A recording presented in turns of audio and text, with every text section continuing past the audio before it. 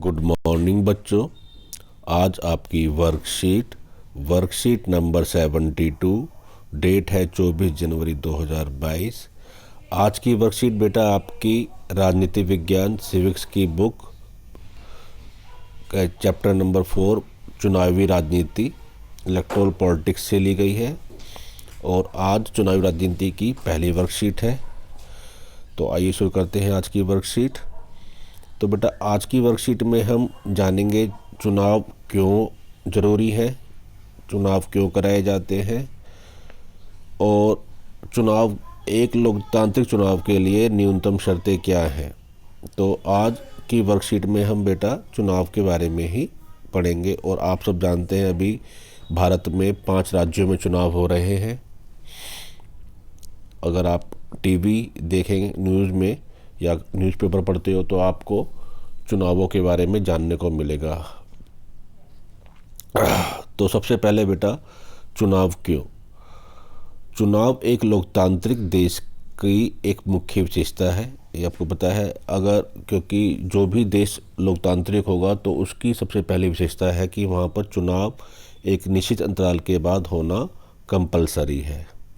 तो इसमें के नीचे एग्जाम्पल दिया है 1987 में हरियाणा में एक विधानसभा चुनाव का एक उदाहरण दिया गया है और इस चुनाव के जरिए चुनाव की सार्थकता समझाने की कोशिश की गई है। तो 1982 के बाद से राज्य में कांग्रेस पार्टी की सरकार का शासन था। चौधरी देवीलाल विपक्षी नेता ने एक आंदोलन का नेतृत्व किया, जिसका नाम था न्याय युद्ध और न्याय के लिए संघर्ष इसका अर्थ है, और एक नई पार्टी लोकदल का गठन किया। चुनाव 1987 देवीलाल ने किसानों और छोटे कारोबारियों का कर्ज माफ़ करने के लिए अपने वादे के आधार पर चुनाव जीता और हरियाणा में नए मुख्यमंत्री बने। तो बेटा इस एग्जाम्पल के द्वारा हम क्या समझते हैं, ये एग्जाम्पल हमें क्या समझाना चाहता है। ये एग्जाम्पल ये समझाना चाहता है कि चुनाव के द्वारा हम अगर सरकार से खुश नहीं है, सरकार की नीतियों से खुश नहीं है, तो हम उस सरकार को बदल सकते हैं।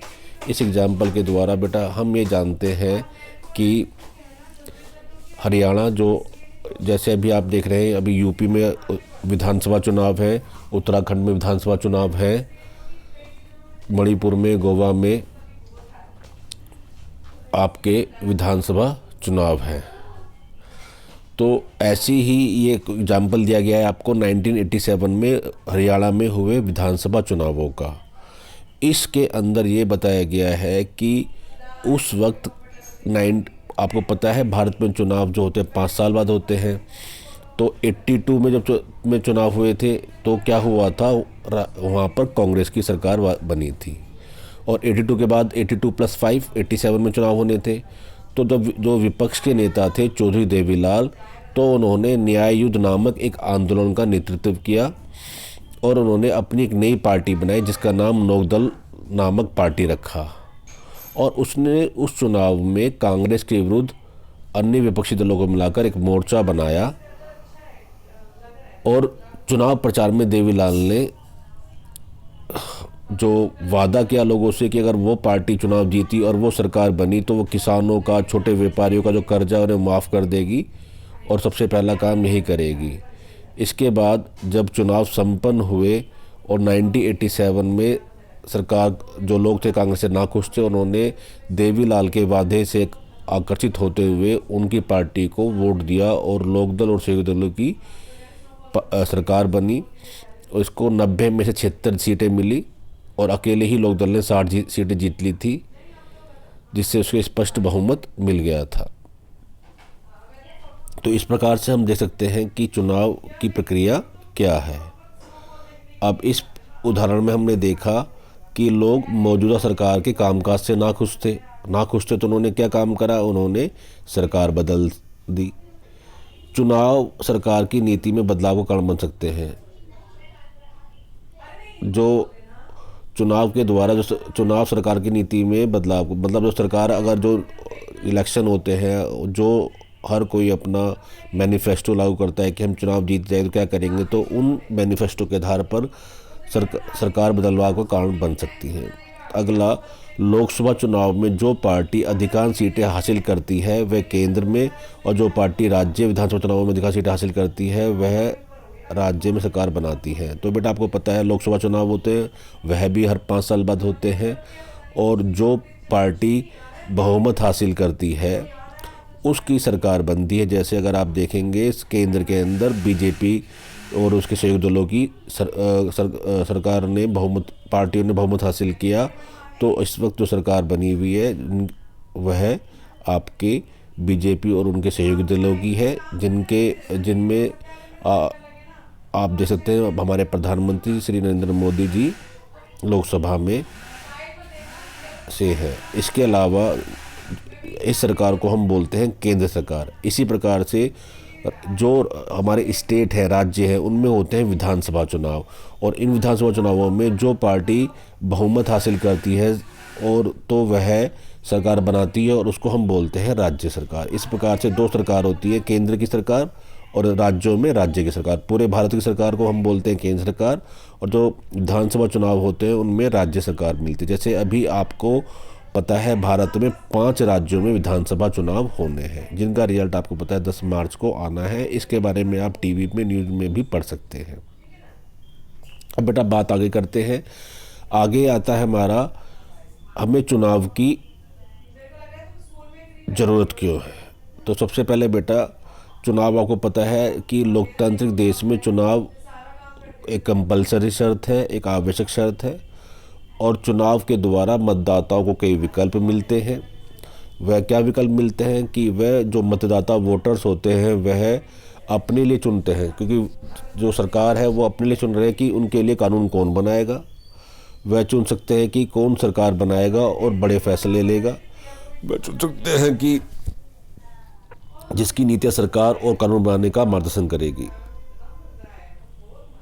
इसके बाद बेटा आपका आता है चुनाव के लिए कि चुनाव लोकतांत्रिक है या नहीं, उसके लिए एक न्यूनतम शर्त है। तो वो न्यूनतम शर्त क्या है, हम किसको लोकतांत्रिक चुनाव बोलेंगे, किसको चुनाव लोकतांत्रिक नहीं बोलेंगे। तो सबसे पहली शर्त जो बेटा हमारी है वह है कि हर किसी को वोट डालने का अधिकार। भारत में जैसे अगर आप देखेंगे प्रत्येक नागरिकों को, भारत में क्या है, सार्वभौमिक वयस्क मताधिकार है। भारत में प्रत्येक नागरिकों को जो वयस्क है, चाहे वह किसी भी जाति, धर्म, वर्ण, लिंग का हो, सभी को वोट डालने का अधिकार है, और सभी के वोट का मूल्य भी समान है। एक वोट एक मूल, ऐसे मतदान करने का अधिकार होना चाहिए। तो भारत में ये अधिकार है।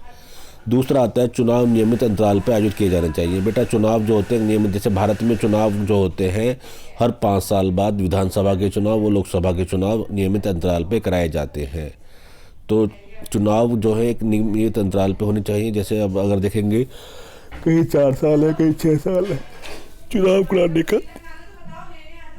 इसके बाद आपका अगला आता है चुनाव स्वतंत्र और निष्पक्ष तरीके से कराए जाने चाहिए। चुनाव जो हो बेटा स्वतंत्र हो, निष्पक्ष हो, जिससे कि सभी को बराबर मौका मिले, सभी दल। इसके लिए भारत में एक स्वतंत्र और निष्पक्ष चुनाव आयोग बनाया गया है, और जितने अधिकार भारत के चुनाव आयोग के हैं उतने अधिकार किसी भी चुनाव आयोग को नहीं होंगे।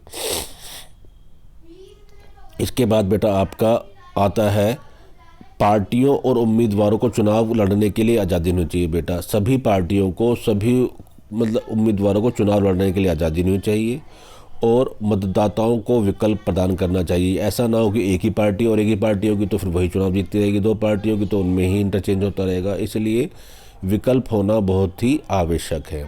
तो बेटा ये थी हमारी आज की वर्कशीट। आज की वर्कशीट में बेटा आप देखेंगे आपको 4 क्वेश्चन दिए गए हैं।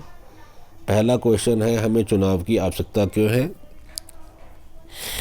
तो ये बेटा हम पढ़ चुके हैं कि किसी भी देश में एक निश्चित अंतराल के बाद चुनाव आवश्यक शर्त होती है, क्योंकि बिना चुनाव के वाले देश को हम लोकतांत्रिक नहीं कह सकते हैं। इस प्रकार हमें चुनाव की ज़रूरत होती है, क्योंकि एक चुनाव में मतदाताओं को कई विकल्प मिलते हैं। इसलिए चुनाव इसलिए आवश्यक हैं क्योंकि वह अपने लिए कानून बनाने वालों को चुनाव कर सकते हैं कि उनके लिए कानून कौन बनाएगा। वह चुन सकते हैं कि कौन सरकार बनाएगा और उनके लिए कौन बड़े फैसले लेगा। वह चुन सकते हैं कि वह उस पार्टी को चुन सकते हैं जिनकी नीतियां सरकार और कानून बनाने के लिए मार्गदर्शन करेंगी। अगला क्वेश्चन है, चुनाव को लोकतांत्रिक बनाने के लिए क्या शर्त है। तो बेटा ये भी मैंने बताई थी, चुनाव को लोकतांत्रिक बनाने के लिए हमारी ये बेटा 5 शर्त है। पहला शर्त तो बेटा आपको बताया मैंने, एक व्यक्ति एक वोट एक मोल। इसका मतलब है कि देश में सभी नागरिकों को वोट डालने का अधिकार हो, सभी का एक वोट हो और सभी का एक समान मूल्य होना चाहिए। दूसरा बेटा है, चुनाव नियमित अंतराल पर होते रहने चाहिए। जैसे मैंने अभी आपको बताया था कि भारत में हर 5 साल बाद चुनाव होते हैं, चाहे वो विधानसभा चुनाव हो चाहे वो लोकसभा के चुनाव हो।